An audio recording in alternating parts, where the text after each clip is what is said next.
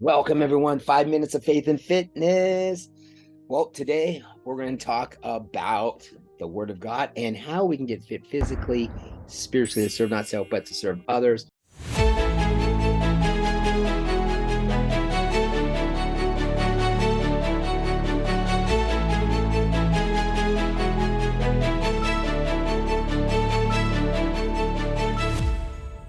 Here in Monterey, California, and got a lot of time to spend with family and relationships. How important are relationships? They are so important. I want to read this to you in Matthew 9, verse 9. It says, as Jesus passed on from there, he saw a man named Matthew sitting at the tax office and said to him, follow me. So he arose and followed him.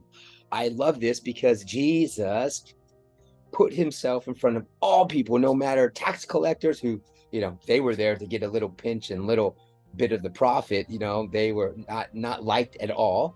But Jesus came to save sinners. He came to love on those who were the unlovable. And when I was with family this weekend, just understanding that we all have so many differences and the things that we see in the world of how we view life. But so many times that shouldn't isolate us from having relationship. I think three main things that allow us to not build relationships. And number one is our busy lives. We're so busy in our own head of, we have so much going on, right? Number two, we isolate ourselves. We just kind of don't want to be around people. We just think that we can just kind of huddle up at home and not talk and not solve out our differences. And in number three, seeing what can we get out of the relationship, not seeing how we can serve that other person. So I think that's very important. I think that's important in our walk in life of looking at people, of asking questions, being very interested in the conversation. Have you ever been there when you're asking a question, but you're already preparing two other things that you want to say before they answer the question, right? So you're trying to get all of your questions handled, and you're not really even listening. Is that just me? I do that quite a bit. I have to remind myself, tune in, like the old school radio, getting the frequency of tuning into that person so I can be all there, intentional, and being able to ask good questions and be interested in what they're telling me, not trying to get my agenda pushed over to them. And I do that so much. Maybe that's you. So isolation, trying to get to number two, trying to get our agenda pushed through, and then just busyness of our life. Busy, busy, busy, busy. We need to spend more time with people so we can share the love of Jesus. We may have differences, we may have different worldviews, we may look at things in different ways, but that doesn't mean that we cannot hang out with that person and love on that person. And so don't let the enemy steal your joy, because you're not gonna, even the picture perfect person isn't perfect. No one's perfect, just Jesus, right? I sin, you sin, we all sin. We're going to disappoint each other in our marriages, in friendships, whatever it is.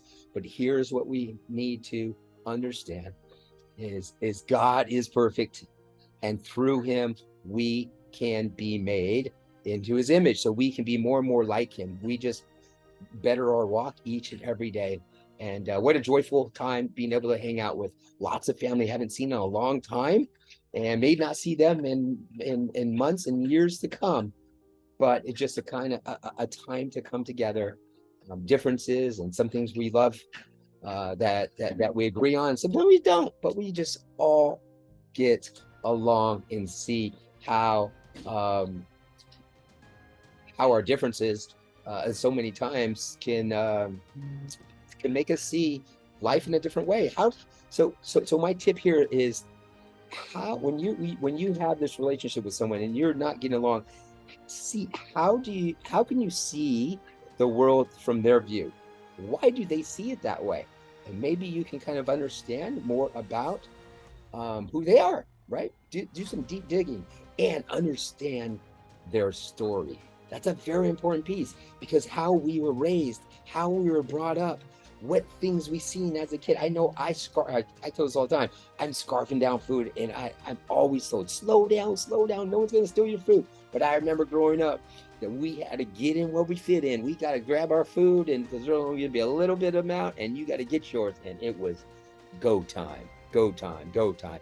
And I'm go time, 40, 50 years later, right? And so some of these things are hard to break. That doesn't mean you can't, but the makeup of how we see things and how we respond and how things trigger us when we hear things going to be different. So understand that those are going to be differences. People are going to see that in a different way. And so, you guys, go out there, continue to love on those who who are in your span, who are your friends, your family, the ones that are in your circle. And you can't have be there for every single friend, every little Facebook friend that likes your post and all that. But there are a handful of friends, or maybe one or two that that'll be there through thick and thin, at the hospital, on Tehachapi Hill, in the snow, wherever it is, they'll come to your rescue and more importantly, be there spiritually, financially, however uh, they can, they will be there for you. And we all have those that we build in, and they take time to build these relationships. It doesn't happen overnight, months and years and decades even. So go out, cherish those relationships that you have, and have a blessed day. God bless.